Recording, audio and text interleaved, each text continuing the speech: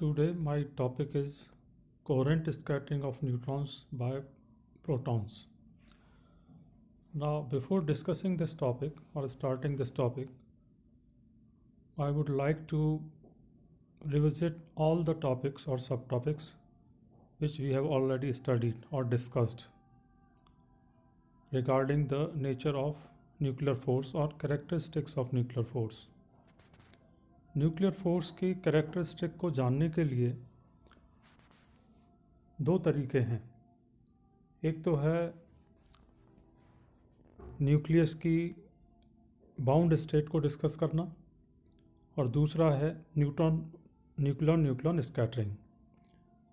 In the nucleon scattering we can discuss neutron proton scattering, proton proton scattering and neutron scattering.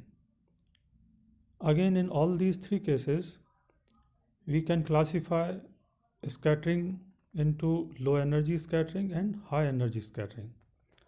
Till now, we have discussed the bound state of a nucleus, that is a deuteron.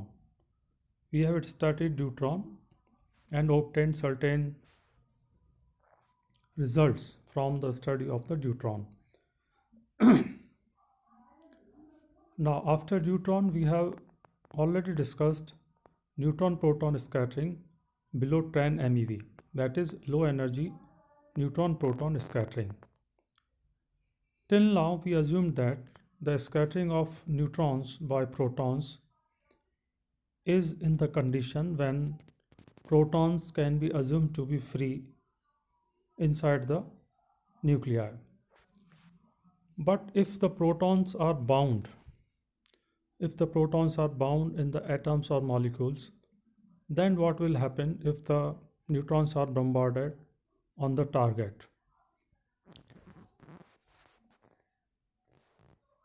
The study of scattering of neutron by free protons may be extended to the case where protons are bound in molecules or crystal lattices. In this case, a neutron will interact with several protons because the protons are bound with each other, maybe in a crystal lattice or may not be in crystal lattice, but certainly bound in a atom or molecule. Now, in that case, when neutrons bombarded on the target, then that neutron will interact not only with one proton but number of protons simultaneously. The bound protons will have some definite phase relationship between their spins, that is coherency.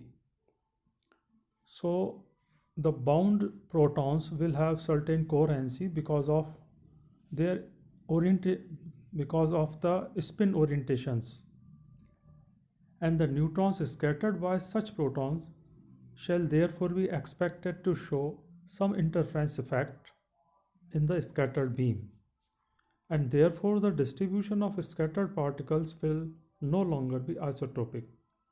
उस स्थिति में जब हम ये मानते हैं कि protons atoms में या मॉलिक्यूल्स में बाउंड हैं, फ्री नहीं हैं, उस स्थिति में जब न्यूट्रॉन टारगेट पर बम्बार्ड करता है तो वो न्यूट्रॉन सिर्फ एक प्रोटॉन से इंटरेक्ट नहीं करता बल्कि बहुत सारे प्रोटॉन से एक साथ इंटरेक्ट करता है। और चूँकि हम ये मानते हैं कि उन प्रोटॉन्स में कोई ना कोई फेज़ रिलेशनशिप ज़रूर है, तो जब न्यूट्रॉन की बीम ऐसे प्रोटॉन्स पर बम्बार्ड होकर स्कैटर्ड होती है तो उन न्यूट्रॉन्स की बीम में, उन न्यूट्रॉन्स में एक इंटरफ्रेंस इफ़ेक्ट देखने को मिलता है। इंटरफ्रेंस इफ़ेक्ट का मतलब यह हुआ कि जो स्कैटरिंग है न्यूट्रॉन्स की प्रोटॉन्स के द्वारा वो आइसोट्रोपिक नहीं होगी। आइसोट्रोपिक का अर्थ है कि जो स्कैटरिंग है वो सभी दिशाओं में, in all 360 degree direction, the scattering will be same or the intensity of the scattered neutrons will be same. तो इस स्थिति में जब न्यूट्रॉन्स बाउंडेड प्रोटॉन से स्कैटर्ड हो रहे हैं तो उस स्थिति में जो स्कैटरिंग है वो आइसोट्रोपिक नहीं होगी, अर्थात सभी दिशाओं में एक जैसी नहीं होगी। This type of scattering is called coherent scattering. But there is a condition. What is the condition? As we can say that this phenomena is analogous to the diffraction of X-rays by crystal, in which when the X-rays is bombarded on any crystal, then there will be a diffraction effect, and in that diffraction effect we find at some point maxima and other points minima. The basic condition of this is that the wavelength of the incident neutrons must be greater than the interatomic distances, that is about 10 raised to power minus 8 centimeter of the protons. Otherwise there will not be any coherence, and therefore there will not be any interference effect in the scattering of neutrons by bounded protons. The scattering from the single proton, as we know, consists of two separate parts. One is singlet scattering and other is triplet scattering. But in this case, it is very hard to separate these two parts as long as they add up incoherently.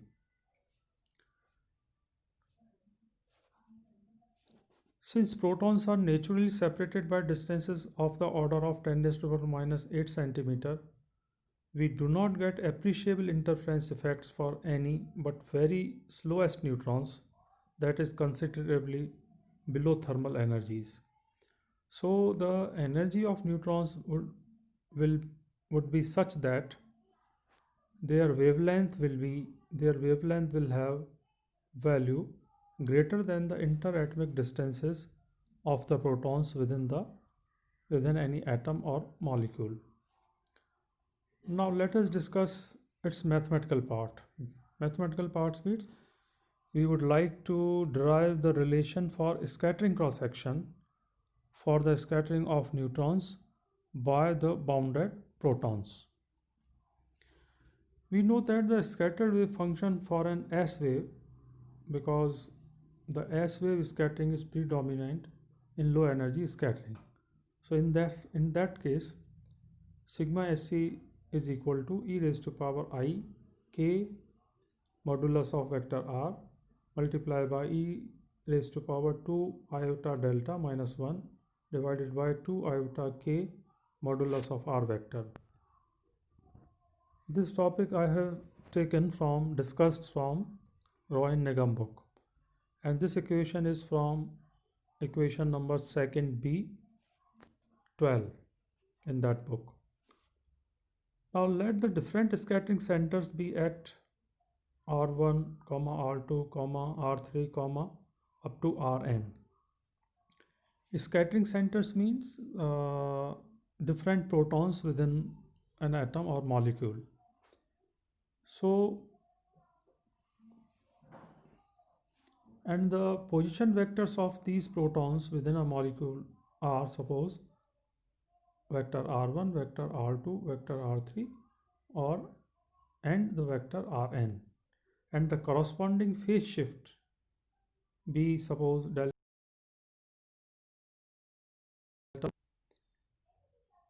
Corresponding phase shift means when a neutron is scattered from different protons situated at position vectors r1, r2, r3, then the phase shift in the scattered wave of the neutron will be delta 1, comma delta 2, comma delta 3, and up to delta n.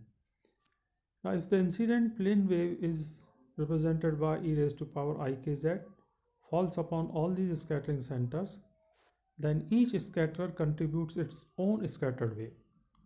So by summing all these scattered waves, we will get psi scn equal to exponential multiplied by, you can observe this equation number 1. Now the scattering of a neutron by a proton which is placed at position vector say Rn can be represented by this diagram, where R is the position vector of the neutron and Zn is equal to z coordinate of the nth scatterer. So the total scattered wave function will be written as sigma sc is equal to summation up to n sigma scn. But in general, as we can observe from this diagram, r will be greater than, much greater than rn. And from the adjoining figure again, the law, if we use the law of cosine, then it will give us modulus of r minus rn is equal to under root r square plus rn square minus 2r into rn cos theta n. And by solving this equation or using approximation, we will get r multiplied by 1 minus rn upon r cos theta n. This is equation number 2. But we may replace modulus of r minus rn by r in the denominator of equation 1, considering the approximation. But in the exponential, we use equation 3. Now equation 2 becomes, using these approximations, we will get equation 4. Assuming the same amplitude AA for each scatterer, we have psi sc is equal to a e raised to power I kr upon kr multiplied by summation n e raised to power iota k multiplied by zn minus rn multiplied by cos theta n. Again it is multiplied by e raised to power iota delta n multiplied by sine delta n. This is equation number 5.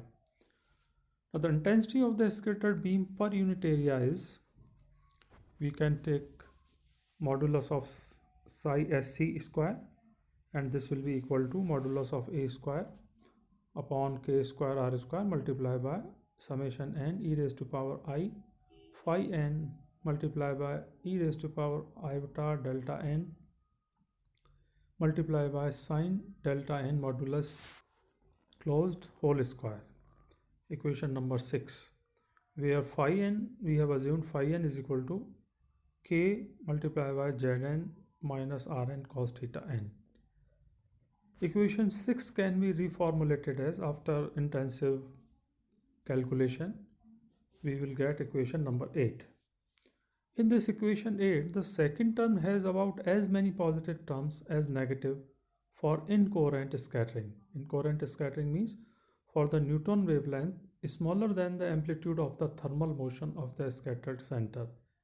So in that case, scattering will be incoherent and can be Langdacted, therefore. On the other hand, the first term is always positive. So in terms of sigma t and sigma s, which denotes the triplet scattering cross section and singlet scattering cross section, equation 8 reduces to modulus of sigma sc square is equal to n multiplied by modulus of a square divided by k square r square multiplied by 3 by 4 sine square delta t plus 1 by 4 sine square delta s, where capital N is the number of scattering centers. Number of scattering means center means number of protons. The number of neutrons scattered per second, using the definition of flux, we can write nsc is equal to 4 pi r square multiplied by v. V is the velocity of the beam multiplied by modulus of psi sc square. This equation we have derived initially when we started this topic, that is characteristics of nuclear forces. So by solving this equation, we can write equation 10, means we can divide sigma sc into two parts. First part is for triplet scattering and second for singlet scattering.